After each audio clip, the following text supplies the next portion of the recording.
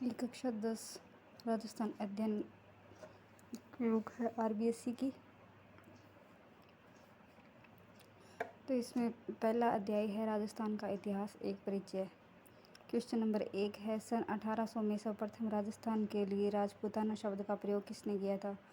तो राजपूताना शब्द का प्रयोग जॉर्ज थॉमस ने किया था और कर्नल जेम्स टोड ने नाम दिया था राजस्थान रजवाड़ा। 1949 से पहले राजस्थान नाम की कोई भौगोलिक इकाई नहीं थी। 1800 में जॉर्ज थॉमस ने इसे राजपूताना कहा था। 1829 में कर्नल जेम्स टोड ने अपनी पुस्तक में इसे राजस्थान नाम दिया था। स्वतंत्रता के बाद विभिन्न रियासतों के एकीकरण के बाद 30 मार्च 1949 को इसे आधिकारिक रूप से राजस्थान नामित किया गया था। कर्नल जेम्स टोड ने अपनी पुस्तक annals and antiquities of Rajasthan में राजस्थान या राजस्थान नाम किस वर्ष दिया था? तो ये 1829 में दिया था। और इसकी व्याख्या है कि भौगोलिक आकार, राजस्थान भारत का सबसे बड़ा राज्य है जो लगभग 3,42,239 वर्ग किलोमीटर में फैला हुआ है।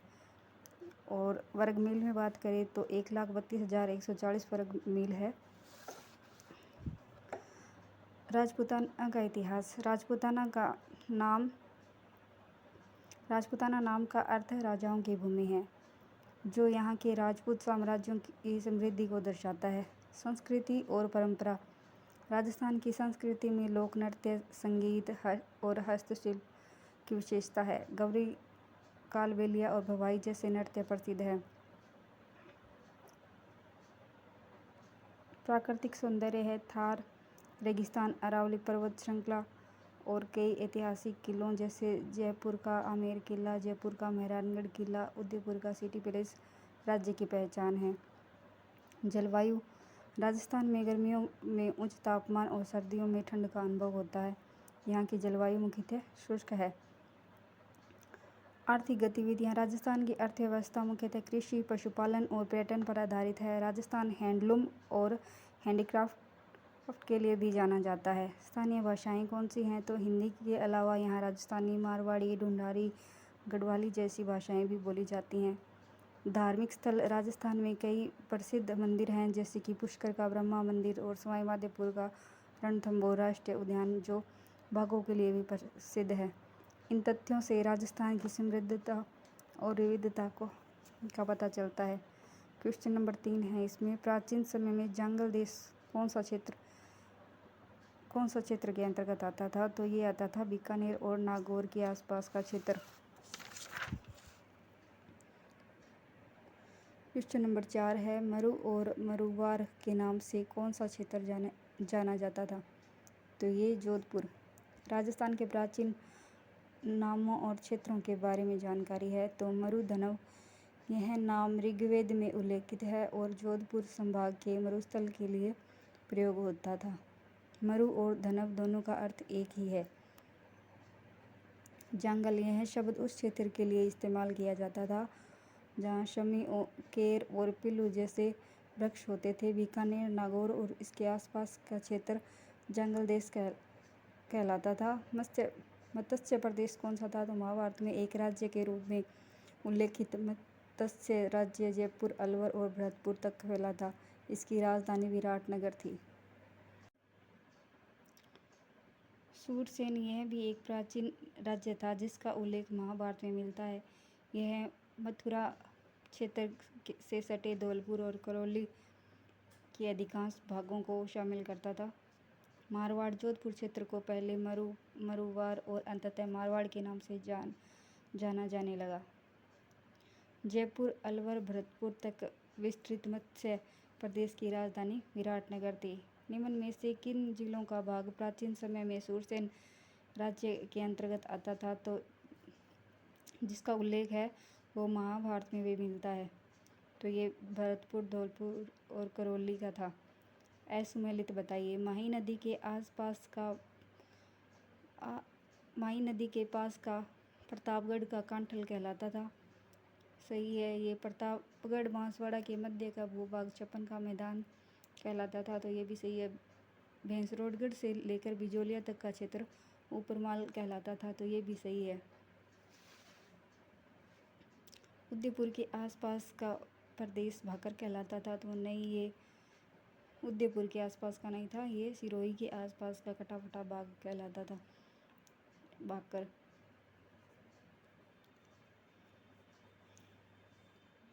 और जालोर ज़िले की पहाड़ियाँ जैसे जारोला, भाकर और वो है, वो जालोर ज़िले में है।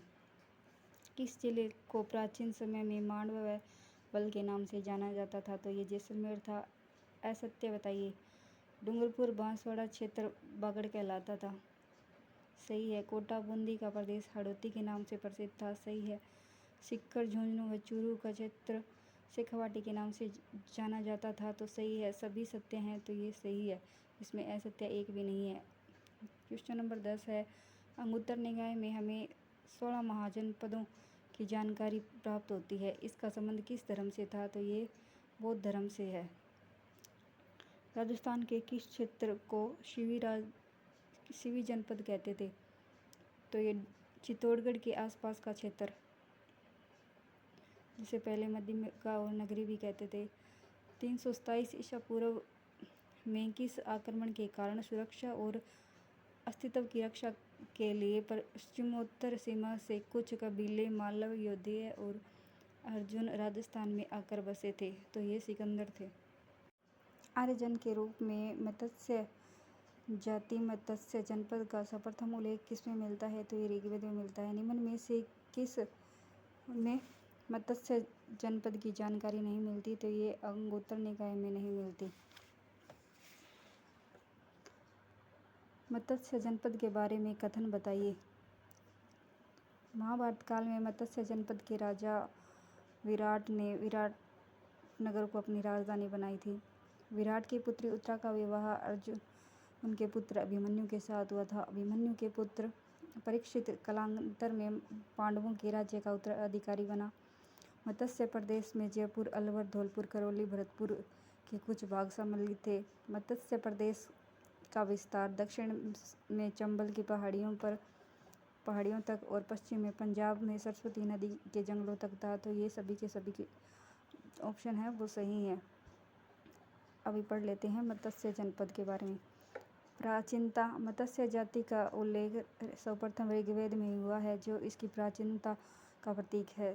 शतपथ ब्राह्मण और कौशिकी उपनिषद में भी मत्स्य जन का उल्लेख मिलता है। महाभारत में मत्स्य जनपद को भारत के प्रमुख जनपदों में शामिल किया गया है। अनुमान है कि इसका विस्तार दक्षिण में चंबल की पहाड़ियों तक और पश्चिम में पंजाब में सरस्वती नदी के जंगलों तक था। भौगोलिक क्षेत्र, आधुनिक जयपुर, अलवर, धौलपुर, करौली और भरतपुर के कुछ भाग इस क्षेत्र में शामिल थे। शासन, महाभारत काल में मत्स्य जनपद का शासक विराट था।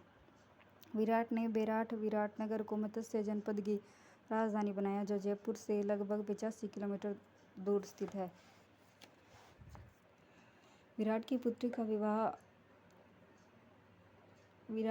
उत्तरा का विवाह अर्जुन के पुत्र अभिमन्यु के साथ हुआ था। उत्तरा और अभिमन्यु का पुत्र परीक्षित कालांतर में पांडवों के राज्य का उत्तराधिकारी बना था। क्वेश्चन नंबर 16 है, राजस्थान के किस प्रदेश में सालव जाति रहती थी, जिसके बीच अस्पष्ट सीमा को लेकर मत्स्य जनपद से संघर्ष होता रहता था? तो ये अलवर था।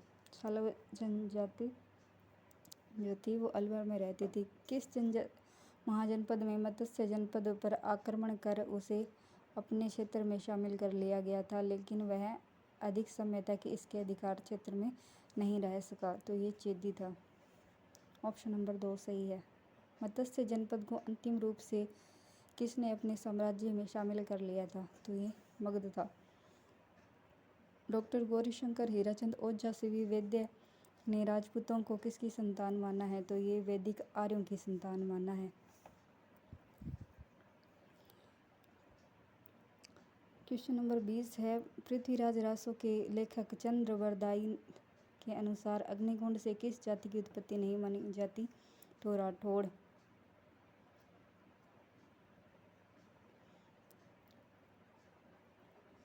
किस इतिहासकार ने गोहिल राजपूतों की उत्पत्ति नागर ब्राह्मण से बताई है? तो डॉक्टर D.R. भंडारकर ने। गोहिल राजपूतों की उत्पत्ति है जो नागर ब्राह्मण से बताई है। किस इतिहासकार ने बिजोलिया शिलालेख में वासुदेव चौहान के उत्तराधिकारी सामंत को वत्स गोत्र के ब्राह्मण बताया है?